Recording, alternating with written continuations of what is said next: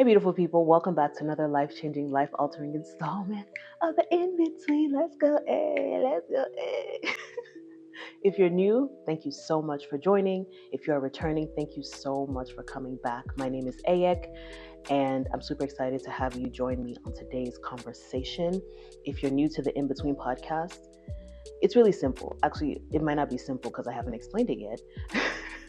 We're always in between one thing, which is hopefully good, onto the next thing, which is better. But even if it's bad, regardless of what the past or the now is, I firmly believe that we're moving on to better. What do we do in between what I call the now and the next? Complicated relationships. Let's talk about that. Let's talk about that. Someone who, hey, yeah. I know a thing or two about complicated relationships. There have been times where the other person has caused the complications, and there have been times where I caused the complications. Like, not because I'm the person, I'm responsible.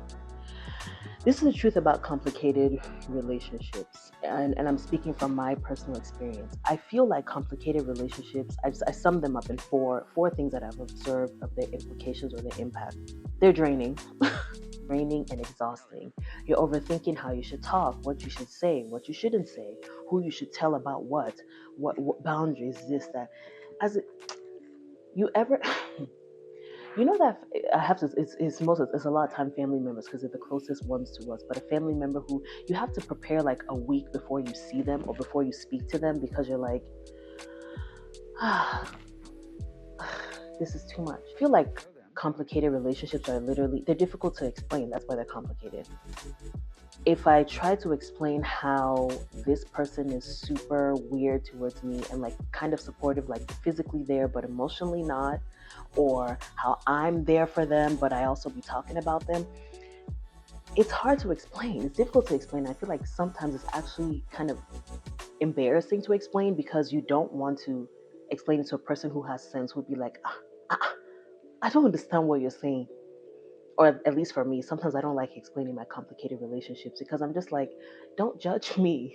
They cause instability, emotional instability, roller coasters. If you're a people pleaser, see, this is like an added caveat. If you are known to people please, if you know you struggle with validation and like you're afraid of rejection, complicated relationships become even that more difficult.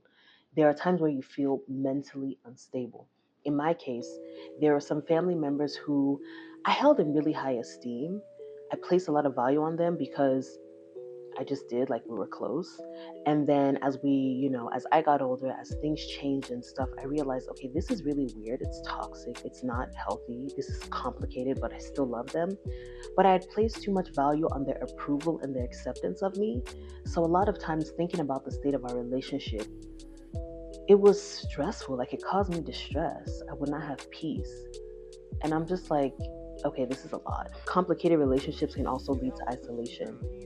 And what I mean by that is because the complicated relationship may not be the norm in your family, in your house, or in your friend group or whatever, sometimes you're like, maybe I'm not going to go to this family event. Maybe I'm not going to go hang out with this friend.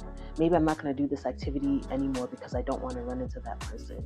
Those are extreme cases, but it happens because I've been there. I'm like, you know what? I'm out of town that weekend. And now that I think about it, I'm thinking about some people who would tell me they can't make it to stuff, but they're like online, and I know they're in the area. Maybe I was the one doing the complicated child, girl. I don't know. Okay. Now let's talk about some examples. The common examples of complicated relationships that I've seen, experienced, fostered, and attempted to advise. I don't know that I always advise the best. Okay. When I was growing up, which was like 2 minutes ago, I like just grew up like last week. It was called Friends with Benefits, but now it's called Situationships. That is a complicated relationship. You're doing everything that married people do, that lovers do. But then when you guys get into an argument, you say, we're not together. Or when you ask to check their phone, you're not my girl, you're not my man. Get tested. Go to an STD testing center right now. Okay? I just had to get that off my chest. Frenemies. Ooh. And people like to say it's only women. Well, they say girls or women have frenemies. A lot of a lot of the male dynamics that I listen into from my male friends and their dynamic with their friends, I'm like, do you know that this person can poison you at any minute, or is it just vibes? Parents being haters. Ooh, yeah. Parents being haters. Mothers hating on their daughters. Fathers hating on their daughters.